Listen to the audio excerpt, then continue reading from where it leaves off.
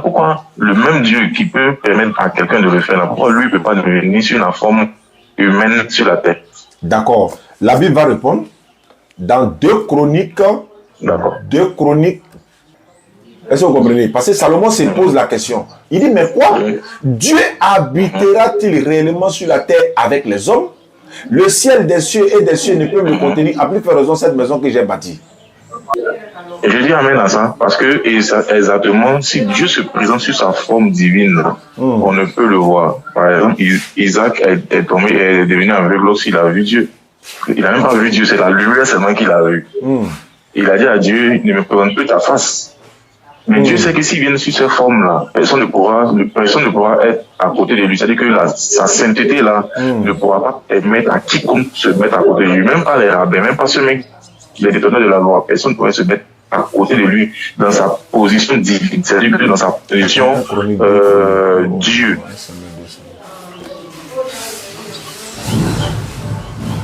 Et donc, qu'est-ce qu'il fait?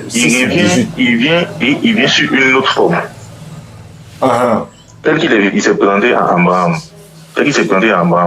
Où il partait à Sodome et Gomorrhe. C'est 2 Chroniques 6, verset 18. 2 Chroniques 6, verset 18. La Bible déclare ceci. Mais quoi? Dieu habitera-t-il véritablement avec les hommes sur la terre? Voici les cieux et les cieux des cieux ne peuvent te contenir, combien moins cette maison que j'ai bâtie. Il m'a dit, vous dites que Dieu est venu sur la terre, mais la Bible dit que Dieu ne peut pas habiter sur la terre, il ne vient pas sur la terre ne peut pas le contenir. Non, mais il n'est pas dit. Il n'est pas dit. Non, quand on écoute ce que Salomon dit, Salomon ne dit pas qu'il ne peut pas venir sur la terre, mais il dit que la terre ne peut pas le contenir. C'est pourquoi Dieu m'a dit quoi? Dieu m'a dit que ma sagesse là est une folie pour les hommes. Bon. Tu comprends? La sagesse de Dieu est une folie pour les hommes. Ça, c'est écrit. En fait, c'est écrit. Donc, quand Dieu, par exemple, vient, il descend pour pouvoir voir, Abraham, et donner la prophétie, le temps de la prophétie à Abraham. Il vient sur quelle forme? Non, Dieu n'est jamais descendu sur la terre. Je vais vous expliquer. Là, le passage dont tu passes, c'est Genèse chapitre 18. Il est écrit, ce qui vous a trompé, ou encore ce qui trompe beaucoup de personnes, c'est écrit, l'Éternel a apparu à Abraham.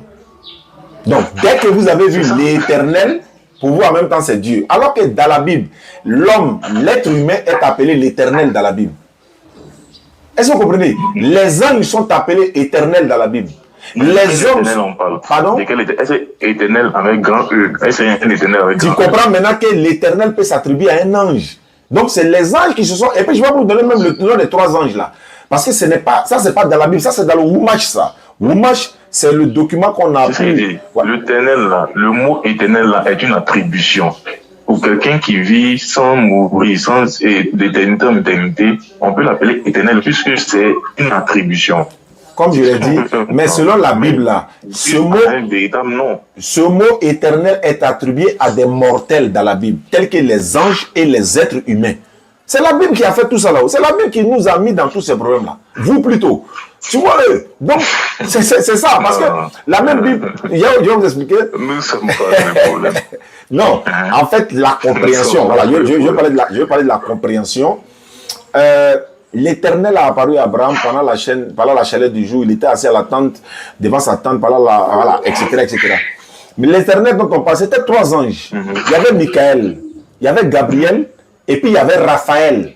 C'était les 3 anges que Dieu a envoyés pour aller détruire Sodome et Gomorrhe. Il y a 2 qui devaient partir, l'autre devait donner la naissance d'Isaac à Sarai. Et les noms des anges sont rapportés dans le Wumash là. C'est comme c'est-à-dire que le document même des Juifs même où Jésus même est né là. Ce sont eux qui nous ont donné le nom de tous ces documents. Le Wumash là est considéré comme la Torah par exemple. Est-ce que vous comprenez? Donc tout est détaillé là-bas, le nom des anges et la mission de ces anges également.